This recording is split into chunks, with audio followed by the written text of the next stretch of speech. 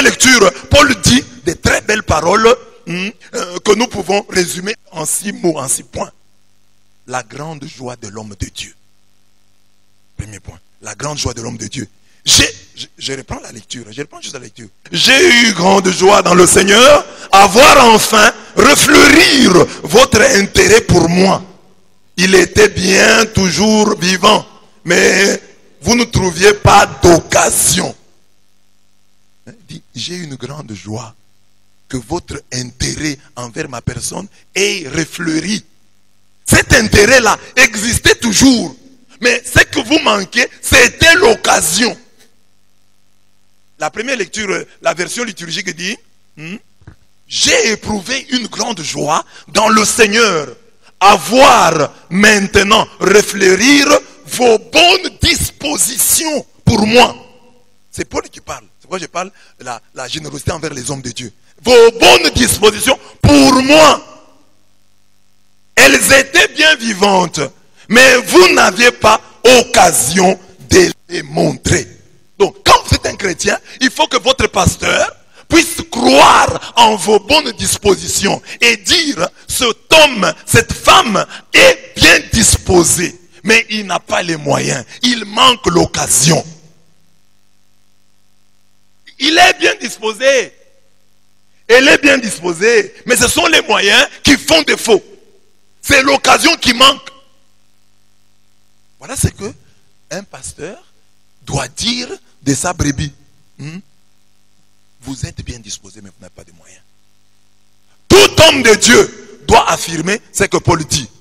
Vous voulez toujours me faire du bien, mais c'est l'occasion qui vous manquait. Nous voulons que la pente de notre compte ait lieu. Que le Seigneur nous donne l'occasion de provoquer la joie des hommes de Dieu en nous intéressant à eux. Et là, je prêche souvent sur ces textes-là, je vous dis que, mais quand Isaac devait bénir ses enfants, qu'est-ce qu'il dit? Alors, écoutez. Et Genèse 27, 4. C'est Isaac qui parle. Il parle à son fils Ésaü. Il dit, fais-moi aimer comme j'aime et apporte-le-moi à manger, afin que mon âme te bénisse avant que je meure. Fais-moi aimer comme j'aime et apporte-le-moi à manger, afin que mon âme te bénisse avant que je meure. C'est-à-dire déjà, au départ, il y a une bonne relation entre le fils et le père. C'est ce que je dis ici. Quand je parle comme ça, les gens vont penser souvent au don. Ne pensez pas d'abord au don matériel. Qu'est-ce que votre pasteur aime? Un fils doit connaître les mets préférés de son père. Je viens à l'église, dans cette église où je prie, le pasteur n'aime pas ça. Alors je dois me mettre devant. Il aime ça, voilà ce que je dois faire. Avant de faire des dons, avant de donner ça, ayez d'abord ça. Et ça, c'est une révolution que les catholiques doivent opérer. Ceux qui sont sur Facebook le voient. Quand j'écris un texte, je défends le pape. Parce que moi, je suis de l'église. Je défends le pape. Je défends le cardinal Ambongo. Beaucoup de chrétiens m'écrivent. Moi aussi, je suis catholique. Mais si le cardinal dit de mauvaises choses, je vais lui dire. Moi aussi je suis catholique, mais si le pape est à côté, je vais lui dire. Pauvre incrédule. Tu connais ce que c'est que l'église? L'église, nous sommes une famille. Prochainement, hein, comme tu fais ça pour Cardinal Ambongo, quand ton papa sera ivre, va écrire sur Facebook. C'est simple. Quand ton papa frappera ta mère, va écrire sur Facebook. Moi je suis catholique, mais quand l'évêque n'est pas, je ne suis pas d'accord avec l'évêque, je l'ai dit. Oui, prochainement, quand ton père prendra de l'alcool et sera ivre, prends sa photo, mets sur Facebook. Alors, vous dites, non, ça c'est mon père. Ah, alors à l'église c'est quoi? Donc tu n'as pas une conception spirituelle de l'église. L'église n'a jamais été une famille pour toi. Si l'église est une famille, tu ne te comporteras pas de la sorte. Tous ceux qui sont encore attachés au sang familial, quand ils invoquent le sang de Jésus, le sang de Jésus est n'est efficace dans leur vie. Le sang de Jésus n'est efficace que pour celui qui y croit. C'est lui qui place le sang de Jésus au-dessus du sang familial.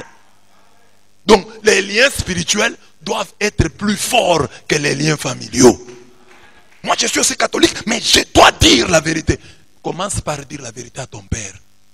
Et surtout à ta mère, qui est partie à la fête de mariage d'autrui, qui a volé la viande là-bas. Va mettre ça sur Facebook. Bien aimé, chers frères et sœurs, ma maman préparait la fête de mariage, elle a volé la viande. En tout cas, moi, je dois toujours dire la vérité. J'ai dit la vérité, ma mère est une voleuse. Donc, tu dois connaître ton père et tu dois savoir ce qu'il aime. Amen. Et lui doit témoigner en disant, vous vouliez toujours me faire du bien, mais c'est l'occasion qui vous manquait. Ce n'est pas à vous de le dire, c'est lui qui doit dire. Et comme je vous l'ai dit, la générosité n'a jamais appauvri quelqu'un. Et l'égoïsme n'a jamais enrichi quelqu'un. C'est vrai. C'est vrai. Vous pouvez témoigner, moi-même, je suis un témoin vivant de ce que je vous prêche là. L'endurance de l'homme de Dieu. Ce n'est pas mon dénuement qui m'inspire ces paroles. Je ne parle pas comme ça parce que je suis en crise. Je ne parle pas comme ça parce que je manque. J'ai appris en effet à me suffire en toute occasion. Je sais me priver comme je sais être à l'aise. En tout temps et de toute manière, je me suis initié à la satiété comme à la faim, à l'abondance comme au dénuement. Je puis tout en celui qui me rend fort. Cependant, vous avez bien fait de prendre part à mon épreuve. Ce qui me pousse à parler, ce n'est pas la souffrance. Moi, je me suis déjà habitué à vivre dans la souffrance et à vivre dans l'abondance. Je suis habitué. Je suis endurant. Ce n'est pas l'argent qui me fait parler. Non. Vous avez bien fait de m'aider. Mais je vous dis que ce n'est pas la souffrance qui me fait parler.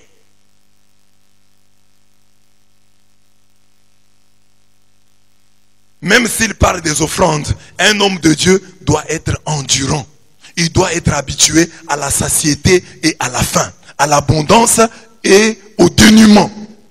Cette endurance, cette force, lui vient de Dieu.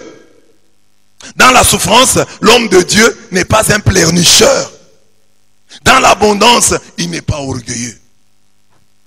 Et nous, comme prêtres, moi j'ai des témoignages de la générosité de Dieu envers son serviteur. Et j'ai dit que chaque prêtre doit en avoir. Et je suis sûr que chacun en a. Il y a toujours des dons, une générosité insoupçonnée dont nous profitons. Alors j'ai dit, l'homme de Dieu n'est pas pleurnicheur. Dans l'abondance, il n'est pas orgueilleux. Dans la souffrance, il n'est pas pleurnicheur. Et ce que je dis de l'homme de Dieu, chacun peut se l'appliquer. Comment es-tu dans l'abondance? Comment es-tu dans la souffrance? Dans la souffrance, est-ce que tu es pleurnicheur? Vous le savez vous-même, Philippiens, dans les débuts de l'évangile, quand j'ai quitté la Macédoine, aucune église ne m'assista par mode de contribution pécuniaire. Aucune église ne m'a donné l'argent. Vous fûtes les seuls. Vous qui, dès mon séjour à Thessalonique, m'avez envoyé par 2 fois ce dont j'avais besoin. Saint Paul n'a pas une mémoire courte. Il n'est pas ingrat. La générosité des Philippiens est présente à son esprit. À 2 reprises, ils furent les seuls qui lui envoyèrent de l'argent. L'objectif de l'homme de Dieu. Pourquoi l'homme de Dieu parle-t-il de l'argent? Parle-t-il des offrandes?